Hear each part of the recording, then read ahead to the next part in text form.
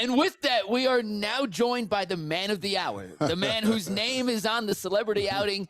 We are here at attendance for today. It is Austin Carr, Cavaliers legend. Austin, thank you so much for joining us today on a not only beautiful day out here at Quail Hollow Country Club, but on a day that might get some pretty big Cavs news coming, which we'll get to in a sec. But I'm tired of talking about it. let's start with the golf outing and why we're all here today. Okay, it's a great event, raising money for charity in Northeast Ohio. So many different sponsors and organizations involved in this.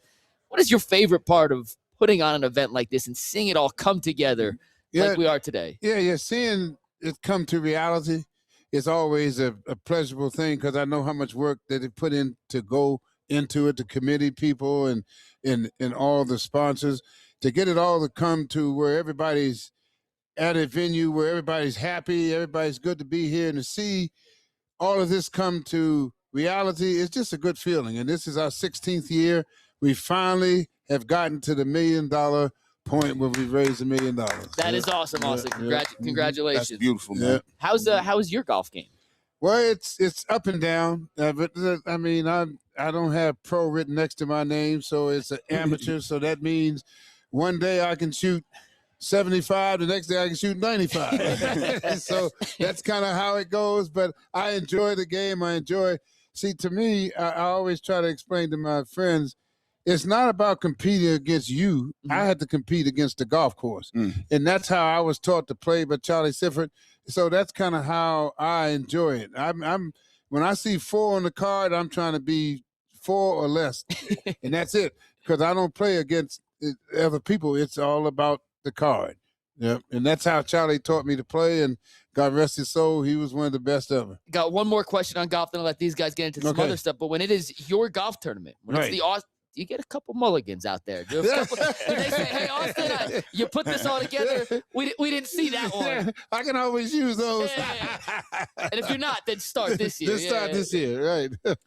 Austin, I got to ask you, if they bring a certain 42-year-old back, right, if they're just playing for April and May and June, right, there might be some minutes on some of these back-to-backs. You give them 10 or 12 minutes through the course of the year. Could you still go a little bit? Well, put it this way.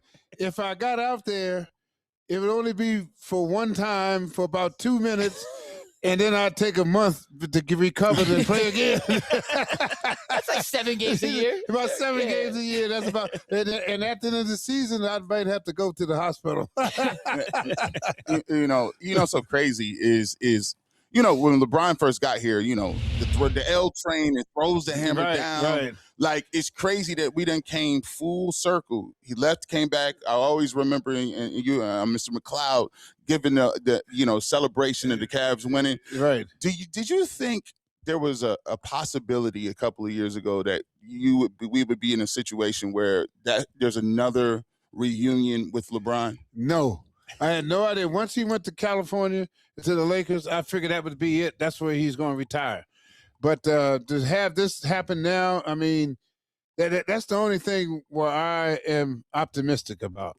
Is the fact that he did the same thing the last time he came back. He raised money for his school, and I think he's going to do the same thing. At least I would do the same thing now, raise the money, and that's why it's taking so long. The only thing that's holding us up that makes me a little bit, there's something going on while he's waiting this long. Because anytime you have the commissioner asking you to do something because you're holding up the money, so there's a deal he's waiting on to see which way he should go. And I'm hoping whatever it is coming this way.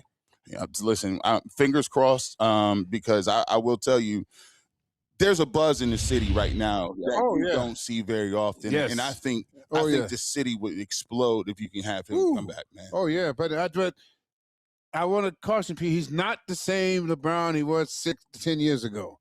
But he's close. He's still close because he might not be able to do it as long as he used to do it, but he can still do it.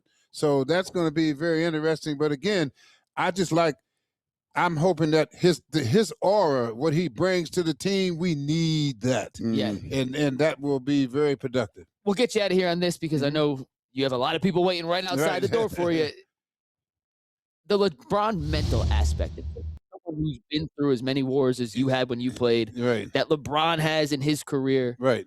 and you know this current Cavs team as well as anyone with your work with Right. FanDuel and Bally's and Right. the NBA.